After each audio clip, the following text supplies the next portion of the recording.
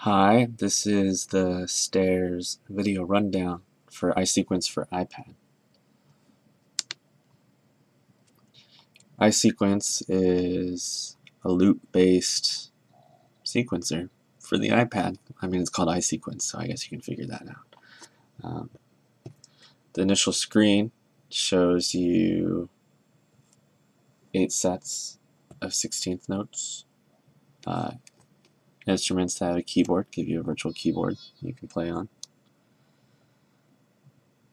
The initial sound is really annoying. I don't know why it is, but the gist of the app is, like, if you want to lay down a beat, you hit the set button down here, go through, and you pick what kind of kit you want. Start with something that's easy to hear. If you want to lay down like a normal beat,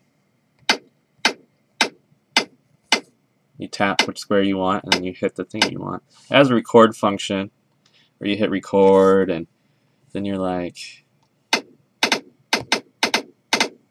but I have horrible rhythm. I can't do that at all. I don't know anything about music.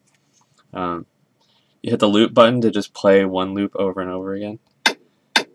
So that's this one. If you want to throw in some snares.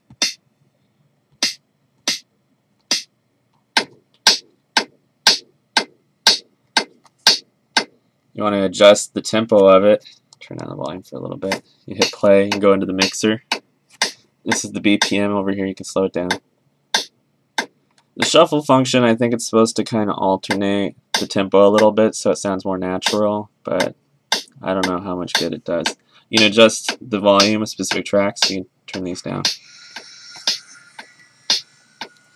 My neighbor is drilling some things, and you can hear that. I'm sorry. There's various effects. You can solo stuff. So if we solo the snare, you can then add an effect to it. Over here is your effect array, A, B, C, D, E. You pick a different, all sorts of stuff. We'll put a delay on it.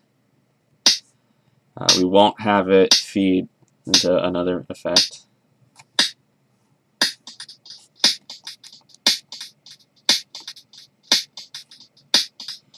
Unsolo it.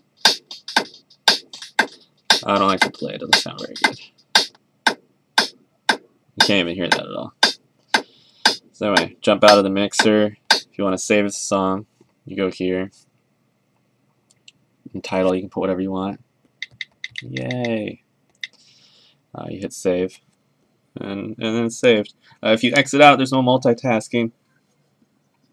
So when you bring it back up, it closes out entirely, unfortunately, and it has to start up all over again. But then it asks you if you want to load the last thing you did. So you go ahead and load it, and there it is. Alright, so that's a beat. When you want to lay down something new and you want those tracks to be in the new thing, you can clone it. So now you get, see, it's 0, 0 and then 0, 1. Now you got a whole new version of that to play around with, so we can add like some hi-hats or something.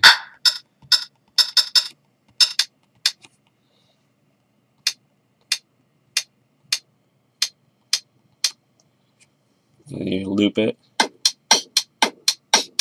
And if you unloop it, it'll go back to the start.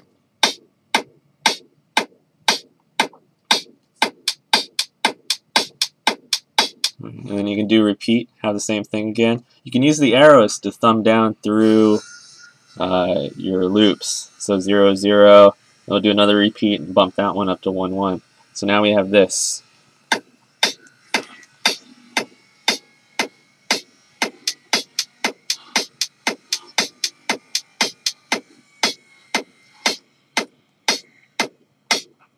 It works basically the same with pianos, anything else. There's a lot of instruments. To pick a new instrument, but keep the one you had, you hit the up arrow and you get the set a new thing.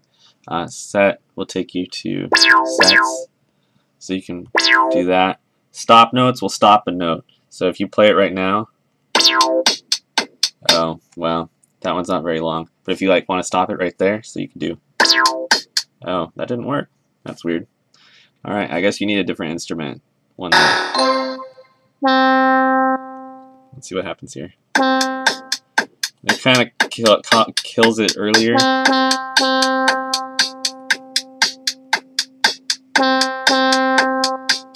Anyway, I'm not here to play with instruments. If you delete this, you want to get this beat into something else like MultiTrack DAW.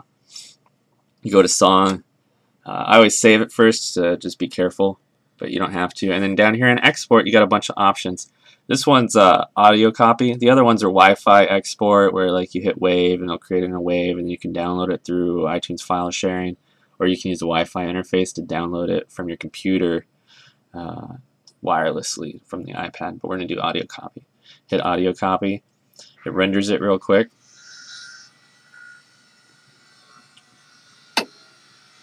And then it gives you a button. It says copy audio. You're going to want to do that. You hit done. It gives you stuff you can load it into, like Thumb Jam if you have it. And then you're done. And then you go back to your home screen. Load up MultiTrack DAW. And I'm going to close this one and start up a new song. Where did it put it? Alright, and then in MultiTrack DAW, if you know how to use it, you long press and you paste. Brightness is a little high. And then you got that in there. And you can record stuff over it. Solo it. Woo woo woo! Unsolo it, unarm it. Woo woo woo! Yeah, see that? Now that is how you make music on the iPad. Past that, other features in iSequence, you can create your own loops, which is pretty easy. I'll show you how to do that once it loads up. Load last project. Go to this one, we'll clone it. When you press the up arrow, you get the option to do a new one. You hit the edit button, and then boom, you can bring in all sorts of stuff. There's already recorded samples, or you can paste in other audio. So like that's another drum beat. Yeah, see, that's some weird shit. Sometimes it records wrong. And you can Wi-Fi upload, so you can upload samples to it through a website. So you can bring those in there.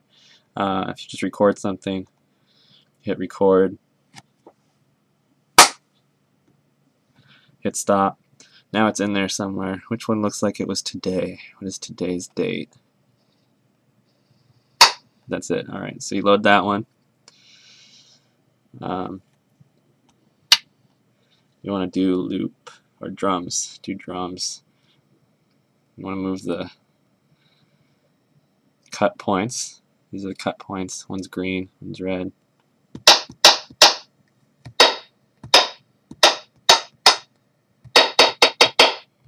I don't know why it's coming out so deep. That one's better. And then you can load in other samples. So let's record another one.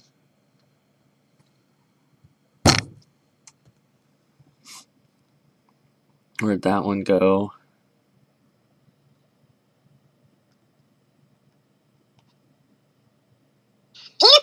Nope. There you go. Alright, so now we got that one in here. Set the bass note on this one to DO. Here's the start.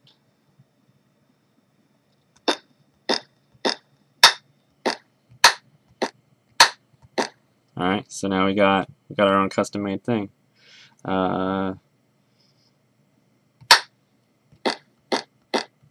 If we kill all this.